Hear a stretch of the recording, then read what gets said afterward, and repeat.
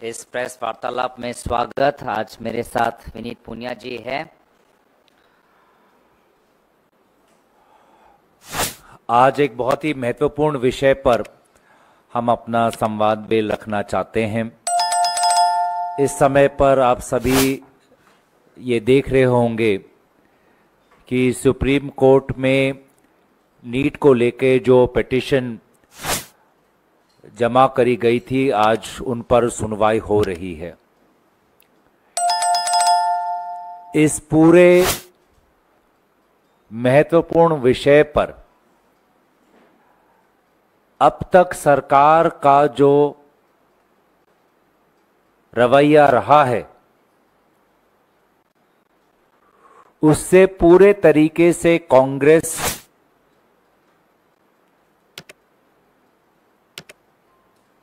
दुखी है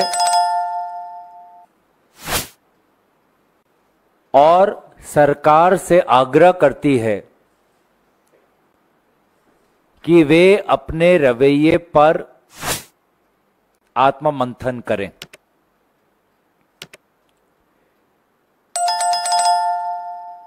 अभी तक सरकार ने सुप्रीम कोर्ट की हियरिंग में यही जताया है कि 1563 बच्चों का स्कोर कार्ड कल के एक मीटिंग में निर्णय लिया गया कि स्कोर कार्ड को रद्द किया जाएगा और अब इन बच्चों को ऑप्शन दिया जाएगा कि वो 23 जून को दोबारा परीक्षा दें।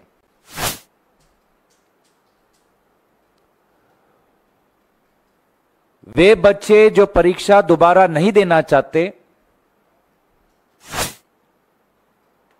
उनका जो ग्रेस मार्क्स दिया गया था, वो ग्रेस मार्क हटाकर उनका जो स्कोर रहेगा वही स्कोर उनका फाइनल स्कोर, अंतिम स्कोर होने वाला है।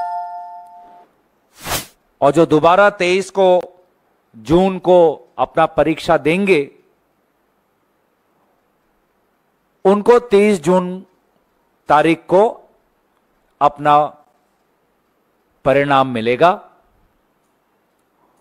और फिर 6 जुलाई से काउंसलिंग की शुरुआत होगी। अब तक एनटीए के द्वारा सिर्फ इस ग्रेस मार्क के विषय पर ही हमने निर्णय सुना, लेकिन जो एक बड़ा स्कैम हुआ है, उस स्कैम के संदर्भ में आज सरकार से हमें कोई ठोस कदम नहीं सुनने को मिला है। पिछले ही दिन देश के विभिन्न कोने में एनएसवाई जो हमारा छात्र संगठन है, विरोध जताया। चाहे राजस्थान हो, हिमाचल प्रदेश हो, दिल्ली हो, असम हो, पूरे देश भर में हमारा छात्र संगठन एनएसवाई ने विरोध जताया और मकसद एक कि 24 लाख बच्चों ने जो नीट की जो परीक्षा दी है, उनके भविष्य के साथ जो खिलवाड़ आज इस परीक्षा के द्वारा हुआ है, उस पर एक जांच होनी चाहिए, सीबीआई की जांच होनी चाहिए। सीबीआई के इस जांच पर आज शिक्षा मंत्री प्रधान जी चुप, इस विषय को छू ही नहीं रहे, इस पे चर्चा करना चाहते ही नहीं, भाग रहे हैं। और जिस एजेंसी के नेतृत्व में यह पूरा स्कैंडल हुआ, उसी को जांच करने की जिम्मेवारी दे दी। जिस एनटीए के नेतृत्व में ये पूरे का पूरा स्कैम हुआ, पेपर लीक हुआ, आप उसी को बोल रहे हो कि आप इंक्वायरी करें। तो ये किस प्रकार का ठोस कदम हुआ? निष्पक्ष जांच की हम अपेक्षा कैसे कर सकते हैं? बच्चों का विश्वास हम कैसे जीत सकते हैं? ये बच्चे आज 1 साल, 2 साल, 3 साल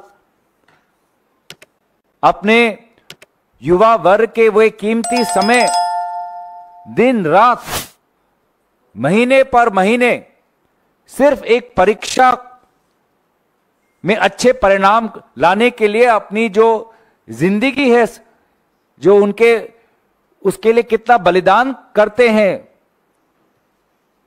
आज उसका कोई महत्व नहीं केंद्र सरकार के लिए। एग्जाम सेंटर्स का जो एक नेक्सस बन चुका है, कोचिंग सेंटर्स, एग्जाम सेंटर्स का जो एक नेक्सस है, जो इसने पूरे आज हमारे मध्यम वर्ग, गरीब वर्ग के परिवारों का घर अस्थिर कर दिया है। पैसे मांगकर कि आप पैसे दो, पेपर लो, पैसे दो, प्रश्न जानो। 10 लाख, 20 लाख, 30 लाख, 40 लाख, इस प्रकार का जो ये नेक्सस है, क्या एनटीए इसकी जांच कर पाएगा? अगर एग्जाम सेंटर्स को, कोचिंग सेंटर्स को कहीं से किसी सुराग से अगर क्वेश्चन पेपर मिला है, तो इसमें जरूर कोई एनटीए का अधिकारी या अधिकारी इसमें शामिल है। तो कहां से एनटीए निष्पक्ष जांच कर सकता है जब उन्हीं के अफसर या उनके ऑफिशियल्स इसमें शामिल हुए हैं? मैं तो धन्यवाद करता हूं राहुल गांधी जी का कि निर्वाचन के परिणाम के बाद जो सबसे पहला सार्वजनिक मुद्दा उन्होंने उठाया, वो ये 24 लाख भारतीय युवा वर्ग के भविष्यों पर जो एक दाग लग चुका है, ये मुद्दा उन्होंने पहले उठाया। प्रधानमंत्री कहां है? प्रधानमंत्री शपथ ग्रहण में व्यस्त, प्रधानमंत्री विदेश दौरे में व्यस्त। वो तो एग्जाम पर तो काफी चर्चा करते थे। लोकसभा चुनाव से पहले वो तो परीक्षा को लेकर बहुत मार्गदर्शन देते थे बच्चों को। आज जो परीक्षा को लेके, नीट की जो परीक्षा को लेके जो सबसे बड़ा स्कैम हुआ है, आज परीक्षा पे चर्चा क्यों नहीं कर रहे प्रधानमंत्री मोदी जी? विदेश जाने का ऐसा क्या उनको इतना लगाव है? तो कांग्रेस पार्टी दोबारा ये मांग जताती है कि यहां पे एक इंक्वायरी हो, और अगर केंद्र सरकार सीबीआई इंक्वायरी नहीं चाहती, क्योंकि इनसे तो हमने 10 साल कितने सीबीआई इंक्वायरी मांगे, कभी भी इन्होंने हमारी बात सुनी नहीं, तो सुप्रीम कोर्ट मॉनिटर्ड एक इन्वेस्टिगेशन हो।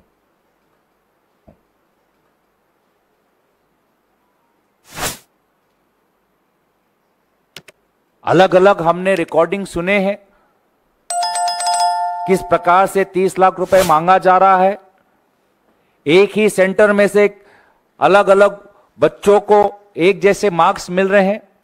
लगभग 67 स्टूडेंट्स को पहला रैंक मिला है, कोई 719, कोई 718। जो मार्क्स, जो फॉर्मूला बनाया है एनटीए ने, ऐसे मार्क्स आ ही नहीं सकते। उसके बावजूद भी मार्क्स आए हैं। ग्रेस मार्क किसी को मिला है, नहीं मिला है। ये परीक्षा हमारे भविष्य के डॉक्टरों को तैयार करता है। इस प्रकार से हम डॉक्टर तैयार कर रहे हैं। तो इसे पूरे के पूरे मामले में सरकार का रवैया कमजोर रहा है। सरकार भागना चाहती है। वे नहीं समझ रहे कि कितने आर्थिक संकट में भारत के लोग हैं, युवा वर्ग हैं, जिन्होंने कितने लाखों के पैसे खर्च किए हैं कोचिंग पर, हॉस्टल पर, ट्रेन के आने जाने पर। वे नहीं समझते कि कितना मानसिक संकट में हमारे बच्चे हैं, जो आज अपने जीवन के हसीन पल को ठुकराकर आत्महत्या तक लेने के लिए बेबस हो चुके हैं। हताशा है सारे तरफ, बेबसी है सारे तरफ, और प्रधानमंत्री मोदी जी शपथ ग्रहण में व्यस्त, विदेश भ्रमण में व्यस्त। तो इसलिए हमें लगा कि देश को हम बताएं कि आपने हमें चुना है देश के मुद्दों को उठाने के लिए। आपने हमें चुना है लोकतंत्र को जीवित रखने के लिए। विपक्ष का यही काम है कि जब जब सरकार अपने जिम्मेवारी से भागती है तो सरकार के कान को पकड़कर लोगों के प्रति संवेदनशील होना, लोगों के प्रति जिम्मेवार होना, ये उनका दायित्व है, कर्तव्य है, राजधर्म है। और अगर वे अपना राजधर्म भूल चुके हैं तो इस बार इंडिया गठबंधन के जो हमारे संख्या बल है, हम उनको भूलने नहीं देंगे। हम सदन का इंतजार कर रहे हैं।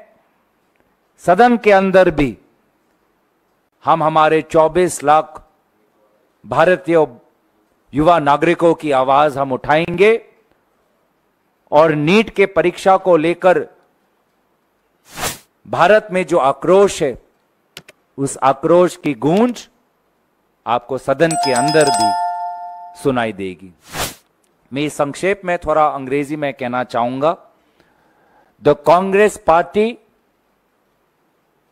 believes that the BJP government's attitude towards the ongoing demand for an inquiry into the NEET exam is irresponsible and insensitive. We demand a Supreme Court monitored investigation into this entire scandal which has affected around 24 lakh students. Ordinary families have been forced to cough up amounts close to rupees 30 lakhs due to promises given to them by different coaching centers and examination centers. We believe that no inquiry can be a just and fair and comprehensive inquiry if the inquiry is headed by the NTA themselves. The NTA chairperson should be removed from his post, and Prime Minister Modi, who likes giving examination advice to class 10 students, should not forget the mental anxiety of these potential undergraduates. Instead of paying attention to the NEET scam, he is busy attending oath-taking ceremonies and going abroad on foreign trips. Rest assured, the India Alliance will take up the cause of these students because that is our responsibility.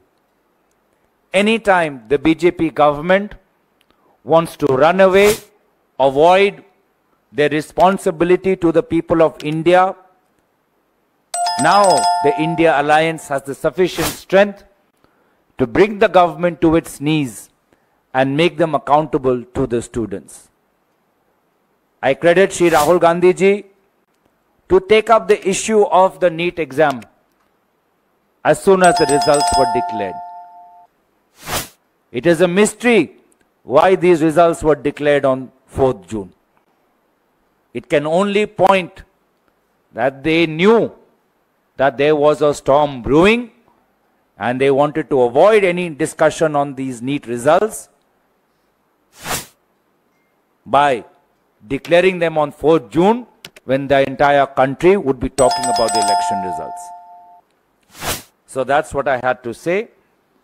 We want a Supreme Court monitored investigation into this entire scandal because the lives of 24 lakh young Indians cannot be toyed with. Thank you. आपके कोई सवाल तो हम ले सकते हैं.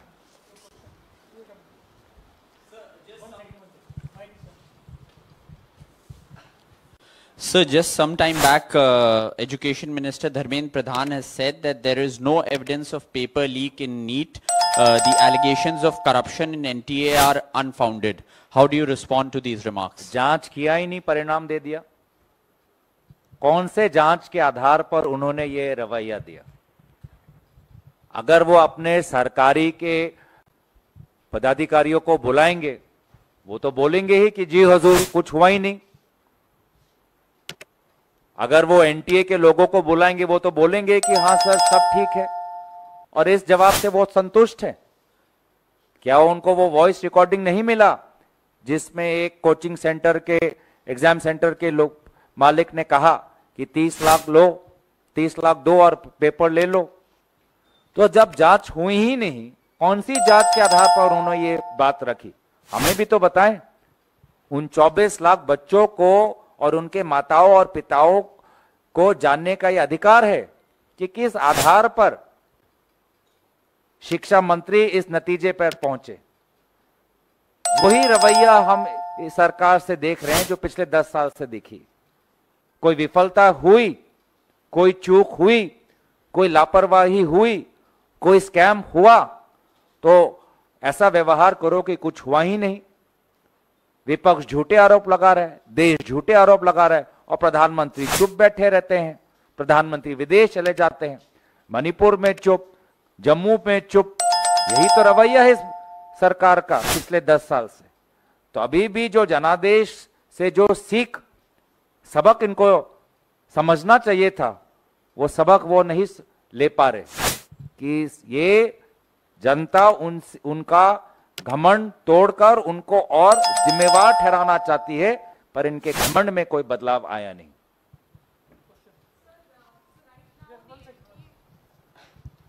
The NTA has informed the Supreme Court that they are willing to do a re-examination of the 1500 students who got grace marks on 23rd June ताकि जो counseling session है वो delay ना हो. Are you okay with this decision that has been taken by NTA, or are you asking for an entire re-examination of the NEET 2024? We have always asked for a review of those who got the grace marks. At the same time, we have asked for an overall investigation, a Supreme Court monitored investigation, and we want the government, the newly elected government, to take the matter seriously. The education minister, without conducting any inquiry, has already declared himself guilt-free and given a clean chit to the NTA. There has been no substantive inquiry, and any inquiry done by the NTA cannot be proven to be substantive or unbiased. This government needs to be far more serious, and the Prime Minister cannot choose to remain silent the way he remained silent on Manipur, the way he remained silent on the violence in Jammu, and he is adopting the same attitude towards this scandal with respect to the NEET exam. Sir,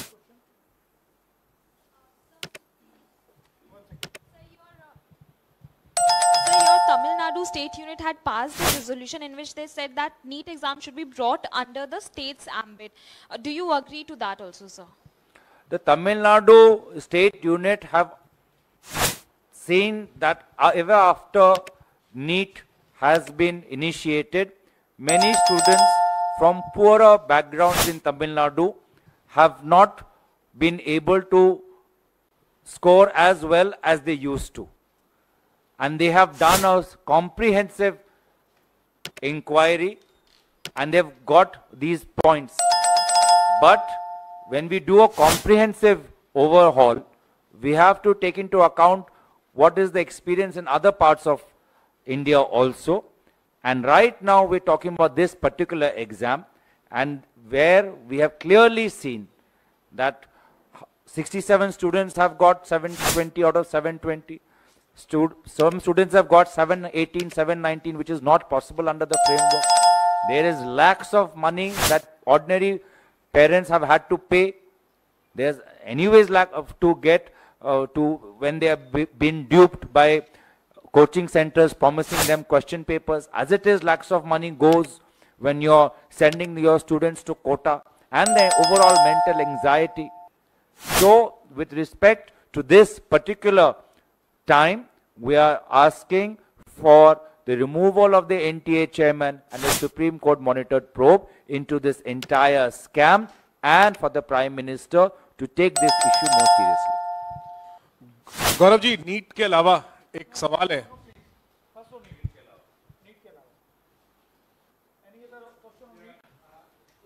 वो वहाँ पीछे NEET पे है, NEET पे है। गौरव ji, NEET पर ही जिस तरह से बार बार शिक्षा मंत्री कह रहे हैं कि कोई इसमें पेपर लीक नहीं हुआ, गड़बड़ी नहीं हुई है, क्या लगता है फिर भी छात्रों में इतना गुस्सा है? क्या लगता है क्या सरकार के मैनेजमेंट या व्यवस्था में गड़बड़ी है? पूरी व्यवस्था में बदलाव होना चाहिए?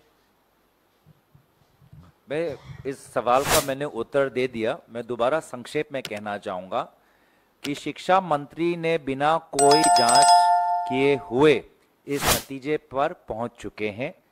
ये भाजपा सरकार का वही पुराना 10 साल का रवैया है कि कोई घुसा नहीं, कुछ हुआ नहीं, कोई लापरवाही हो ही नहीं, कोई जांच की जरूरी नहीं।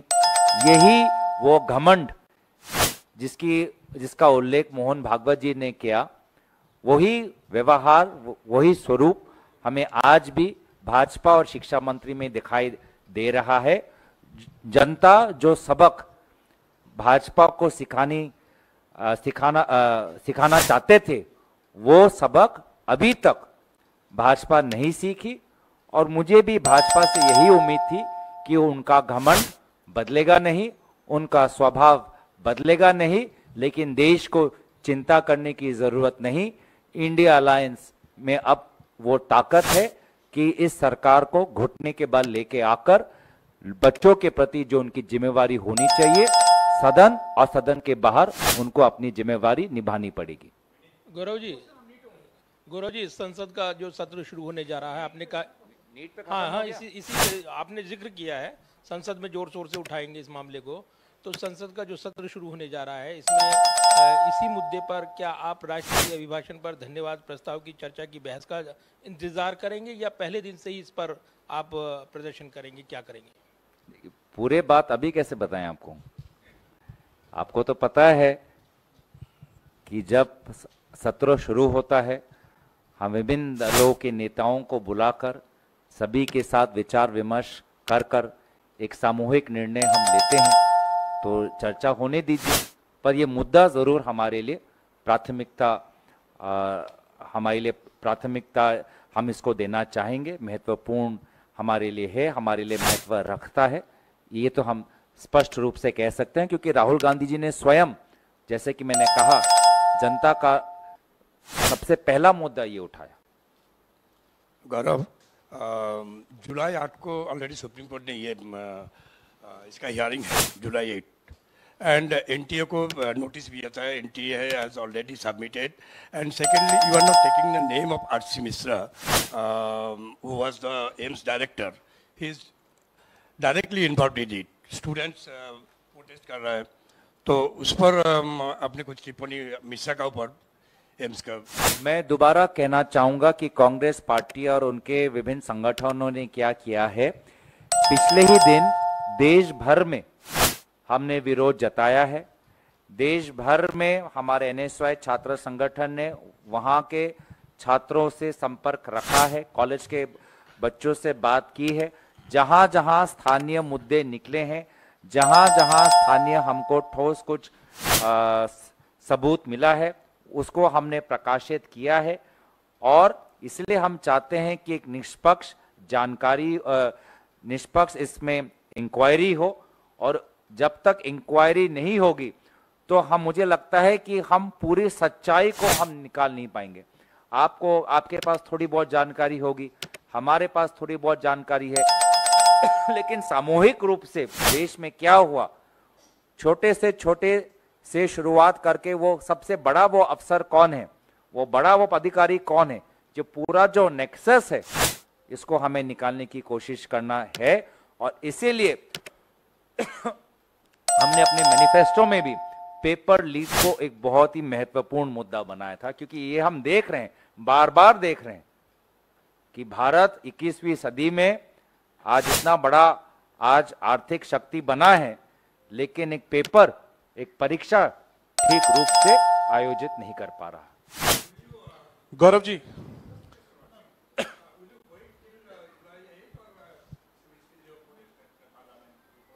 Anything related to Parliament can only be announced after the end of discussions and meetings with our allies. Gaurav ji, NEET के अलावा एक सवाल है।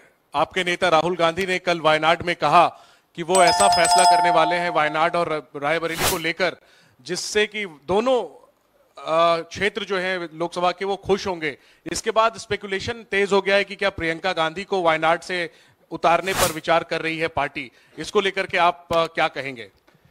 देखिए, मैं राहुल गांधी जी का जो एक विशेष रिश्ता रायबरेली और वायनाड से है, वो मैं बखूबी समझ सकता हूं। दोनों क्षेत्रों के लोगों ने उनको अद्भुत प्यार दिया है। यूपी के लोगों ने तो एक जांच एजेंसी के द्वारा उनको प्रधानमंत्री के पद पे देखना चाहते हैं, और प्रधानमंत्री मोदी जी की तुलना में आज उत्तर प्रदेश के लोग राहुल गांधी जी को प्रधानमंत्री के पद पर देखना चाहते हैं। वहीं वायनाड के जनता ने उनको ढेर सारा प्यार दिया है, आशीर्वाद दिया है। तो उनके मन में जो प्रश्न है वो मैं समझ सकता हूं, क्योंकि एक जनप्रतिनिधि को जनता से ही ताकत मिलता है, और दोनों क्षेत्रों ने उनको बहुत ताकत दिया है। हम उनके अंतिम निर्णय की इंतजार में हैं। Gaurav sir, one question from here. Sir, the fire incident has taken place in Kuwait. Rahul Gandhi has also tweeted about this matter, and he has expressed deep concern about the situation which the migrant workers are facing in the Middle East specifically. What's the official stand of the Congress party? What's your take on it? नहीं, अभी तो हमारी संवेदनाएं उन परिवारों के साथ है जिन्होंने किसी एक सज्जन को कुवैत के उस इमारत में लगी हुई आग में खोया है। हम चाहते हैं कि अभी उन परिवारों को मदद किया जाए। अगर कोई भी व्यक्ति बचा है तो उसके अपने परिवार के साथ संपर्क में लाने की कोशिश करें। और केरल में जितने भी परिवार हैं जिनको किसी भी जानकारी से थोड़ी भी अगर सहूलियत मिल सकती है तो उनको जानकारी दे। इस वक्त इस विषय पर हम इतना ही कहना चाहेंगे, क्योंकि बहुत गंभीर समय है, बहुत दुख का समय है, बहुत नाजुक समय है। हम बस प्रार्थना करते हैं कि भगवान सभी को ताकत दे कि इस कठिन परिस्थिति से वो आगे जा पाए।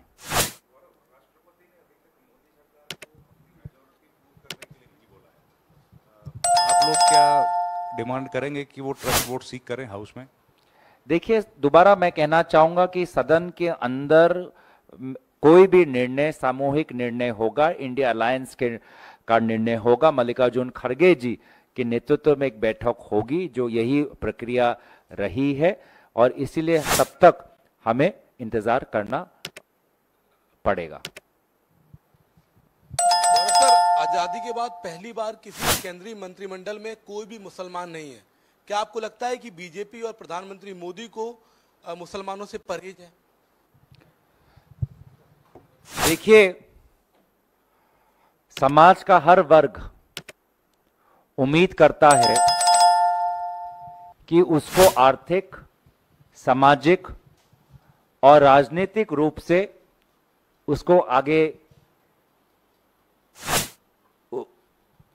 समाज का हर वर्ग अपेक्षा करता है कि उनका समाज सामाजिक, आर्थिक और राजनीतिक रूप से प्रगति करेगा।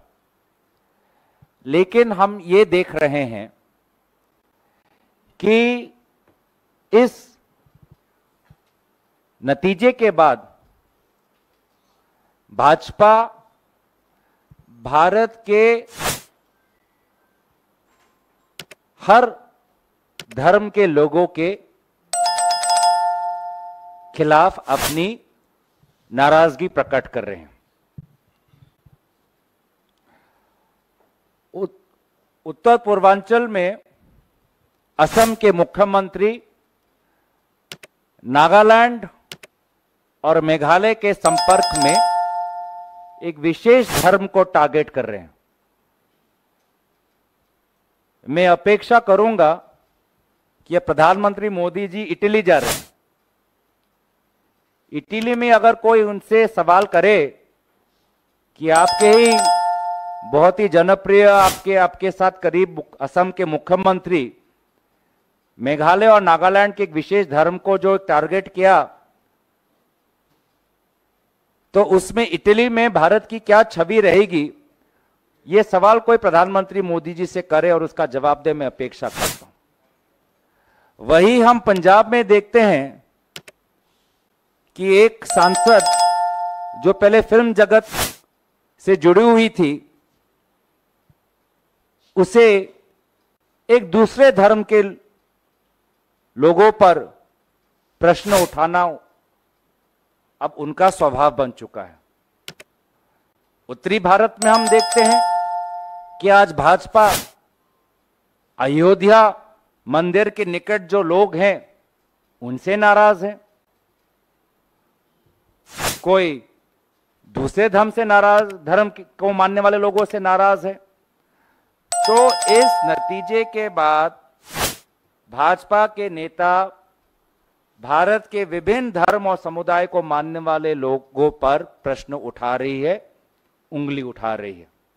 तो जो सबक उनको सीखना चाहिए वो सबक उनको अभी तक नहीं मिला। गौरव जी, इधर एक सवाल है।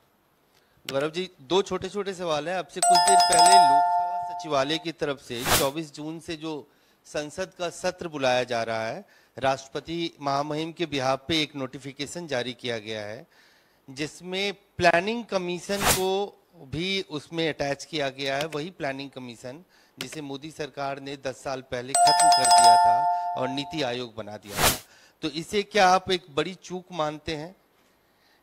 देखिए, आपने भी अभी वो पढ़ा, मैंने भी अभी वो पढ़ा, तो मुझे भी पूरी तरीके से पढ़ने का समय नहीं मिला। आपको शायद मिल चुका होगा, पर मैं भी आपके प्रेस वार्तालाप में आपसे बातचीत करके पूरी तरीके से मैंने उस नोटिस को नहीं पढ़ा, इसलिए मैं इस नोटिस पर टिप्पणी नहीं देना चाहूंगा। ये रियलाइजेशन है कि प्लानिंग कमीशन बहुत मैं बिना पढ़े मैं उस नोटिस पे कैसे टिप्पणी दूं? आपने तो आराम से स्क्रॉल अप डाउन करके हर वाक्य पढ़ लिया, मैं नहीं पढ़ पाया, मैंने ग्लांस मारा अभी तक। ठीक है, तो मुझे पढ़ने दीजिए, फिर उस पर हम अपनी राय देंगे। अच्छा, एक छोटा सा सवाल और है। एक इंडिपेंडेंट एजेंसी ने एक जांच की है जिसमें लोकसभा चुनाव के 99% कॉन्स्टिट्यूएंसी में जो पोलिंग हुआ है वो मिसमैच कर रहा है। जो vote polled and vote counted में जो डिस्क्रिपेंसी है उसको हाईलाइट किया गया और इंडिपेंडेंट एजेंसी ने किया। त्रिपुरा में तो 100% से ज्यादा वोट पोल हुए हैं। इस तरह का मामला सामने आ रहा है और कई सारे जो कॉन्स्टिट्यूएंसी है, कई सारी सीटों पे मार्जिन ऑफ विन जो है वो बहुत कम है। तो इस तरह की डिस्क्रिपेंसी को क्या कांग्रेस पार्टी हाईलाइट करेगी या इलेक्शन कमीशन को कुछ लिखेगी? दो बातें हैं इसमें।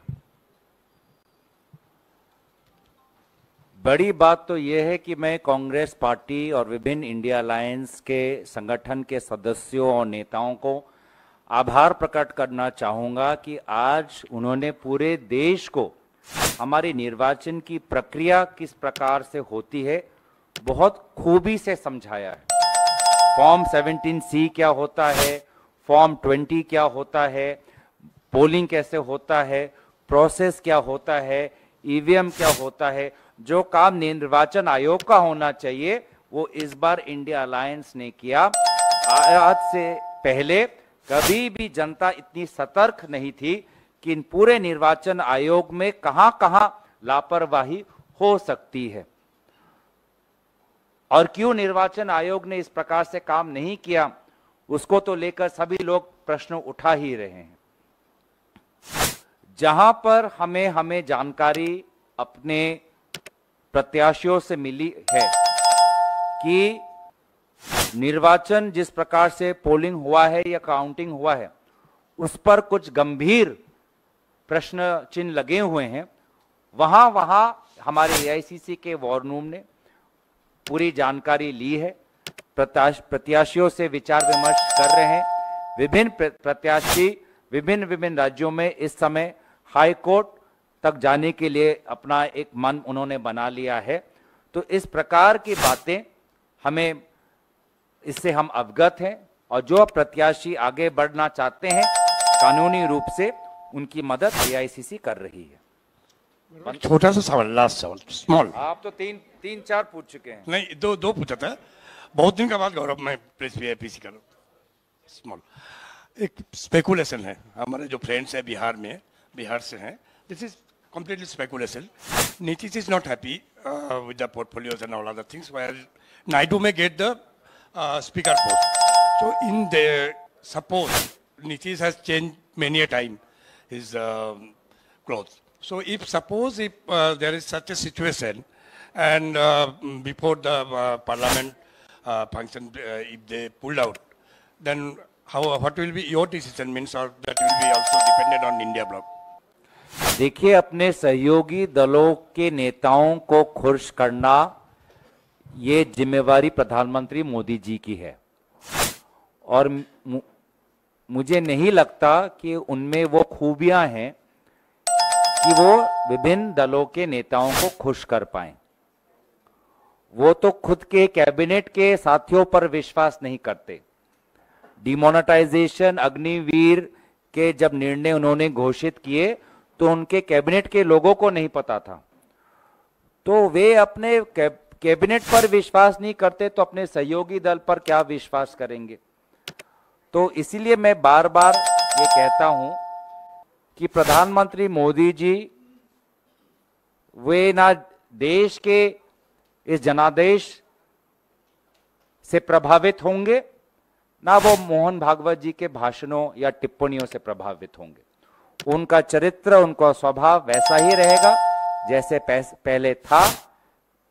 बस लोकतंत्र को यह ताकत भारत के लोगों ने दी है कि अब विपक्ष संगठित है, विपक्ष ताकतवर है और संविधान को हम तोड़ने नहीं देंगे और